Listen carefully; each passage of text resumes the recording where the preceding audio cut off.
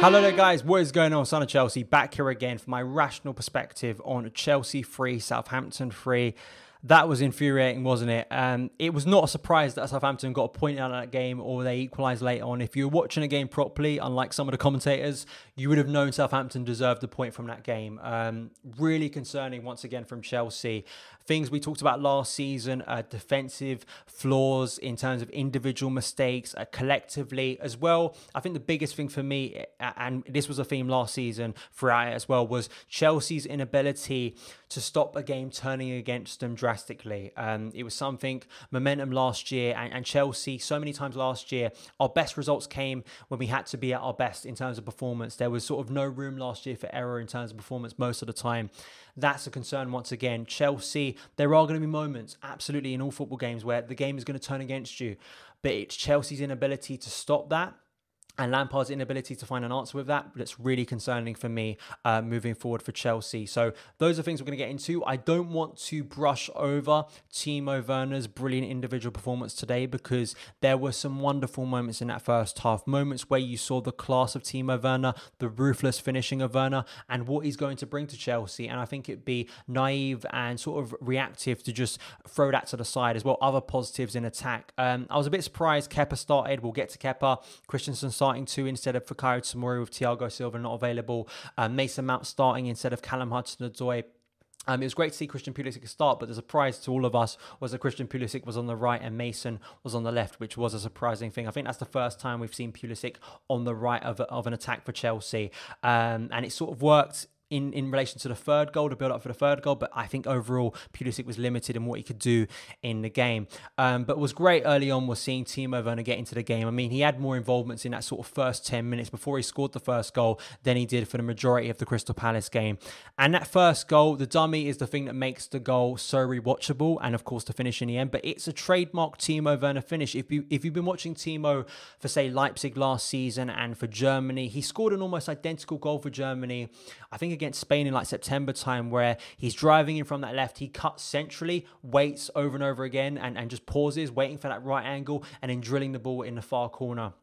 That's a trademark Timo Werner goal, and it was wonderful to see, and it gave him that massive boost of confidence. And the second goal was in some ways better, I think, because he almost had sort of more to do in terms of that physical challenge that we think is going to be present this season for Timo Werner. Can he adapt to the physicality of the Premier League? Absolutely he can. A wonderful ball over the top from Jorginho. It was almost rolling back the years of Fabregas and Costa, and if Georgie and Werner can get that connection, that'll be wonderful. But it was a lovely ball over the top from Georgie, right in the perfect place for Timo speed to get to it. But once again, a bit like the first goal, still had a bit to do, to be honest. It wasn't a simple finish. By no means was it a simple finish. He had to do a lot, chipping the ball over the onrushing McCarthy and then having the cool head to head it in to make it 2-0. And you felt at this point, this can be an incredible performance by Chelsea, a dominant performance by Chelsea, because the thing that was so present in that first half, which is something we hope with the new players this season, is us being fluid and fast in attack. That's what Chelsea were in that first half. Timo Werner getting the space, Kai Havertz influence in the game. Even Christian Pulisic on that right at moments had brief moments of sort of ingenuity there, and Mason Mount too. I think that's the frustration about today, man. That attacking was so exhilarating to watch. But as I said at the start, Chelsea's inability when the game turns against us, individual mistakes, and it ended there really. Sort of the most positive moments, the most exhilarating moments, the moments where Chelsea were on top ended after Danny Ings' goal just before half time. I just want to say one more thing before we get into the negatives of the game, the concerns of the game. Ben Chilwell, I've got to give praise to once again. He looks so comfortable in a Chelsea shirt. Always available, always overlapping. Once again, bringing that dimension to Chelsea that we want this season. But I think there definitely needs to be praise for Ben Chilwell, because I thought he was brilliant once again today and is offering something that Chelsea desperately need from their left back. So I think that's a positive, always available, and that will be a threat moving forward as the games go on for Chelsea. But we get an individual mistake from Kai Havertz, the sort of goal that Southampton love to score because, you know, pressing up high, winning the ball high, and Danny Ings going around Kepa. But sort of the second half collapse was just so concerning to me. It was no surprise when that second goal came. Of course, the equaliser itself was shambolic, comedic, just horrible. It was catastrophic by Chelsea. Kepa, he's just so short of confidence. I don't understand why Kepa was starting today. I think Frank has made a mistake there, an absolute massive mistake that's cost him potentially 3 points there. And we've seen it already with Kepa this season. He's going to cost you goals. I mean, that's the harsh way of looking at it. I am sympathetic to Kepa. All the abuse he's got recently, I'm sure it's difficult for him mentally at the moment, but Frank's got to be ruthless as a coach. He's got to look at the situation. All right, I don't have Mendy, my first choice at the moment. Caballero has never let Chelsea down. Caballero has never had a massive howler for Chelsea in his Chelsea career. And one that I can think of, Kepa's having multiple ones now. He's so gone. There's a point of no return. The point of no return was last season. It wasn't now. And it's cost Chelsea dearly once again today. But that, that was a mistake as well. Kurt Zouma, I don't know what Zouma was doing there, but that's probably an overall sign of the lack of trust in Kepa by that defence has been present for a long time compared to other keepers when they're back there. And the surprising thing was Chelsea against the run of play after barely making anything, after barely combining 3 or 4 passes in that second half, got up the other end and scored an amazing goal. The link-up play between Christian Pulisic, his best moment in the game, threading it through to Timo Werner, who then threaded it through to Kai Havertz to score his first Premier League goal. Amazing moment for Kai, for Timo to get the assist, showing his influence. It was brilliant quality from Chelsea, fluid and fast, things we want. But that didn't change the game. Once again, you think that goals should change games, right? That's the cliche, but it didn't because Chelsea's inability to deal with Southampton's press, being overrun in midfield. Frank tried to rectify that very late on by bringing Reece James into a more central area, even bringing Ziyech on for his full Premier League debut. It just didn't change anything. And the inevitable happened in the end. Danny Ings had a shot. Che Adams had a shot.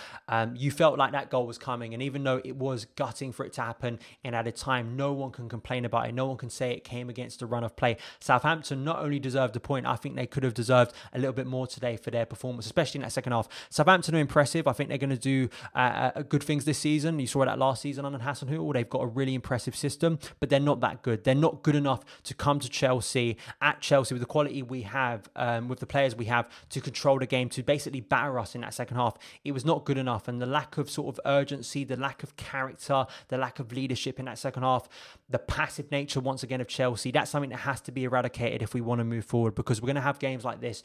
We can be as fluid and fast and impressive with Werner scoring goals and Kai scoring goals and Pulisic looking good.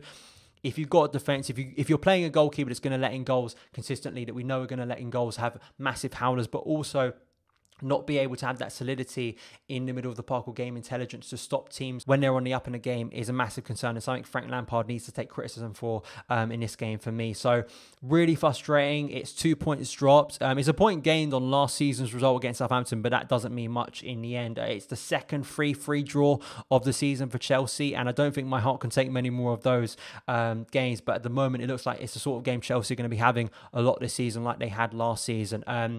The positive is Timo Werner's up and running. Kai Havertz is up and running. Ben Chilwell looks really good. It's great now. Frank has the option of Christian Pulisic, Callum Hudson-Odoi and Hakim Ziyech in terms of wide players now, so he doesn't have to sort of adapt and sometimes have to shift Werner out there. So I want to see potentially a front four of, say, Pulisic, Havertz, Ziyech and Werner. There's the ability to do that. I don't know about Ziyech's fitness, but you're praying Edouard Mendy is back. You're praying Thiago Silva is ready for that game, because Chelsea need to find an answer, and also that midfield balance issue being overrun once again. So many problems, so many questions, so many answers we had from last season too, and so many conclusions to make from that game that I'm sure you will have in the comments. Thank you guys so much for taking the time to watch this video. If you did enjoy it, hit that subscribe button and the notification bell so you never miss an upload. Follow me on Twitter @SonOfChelsea, and I'll see you again.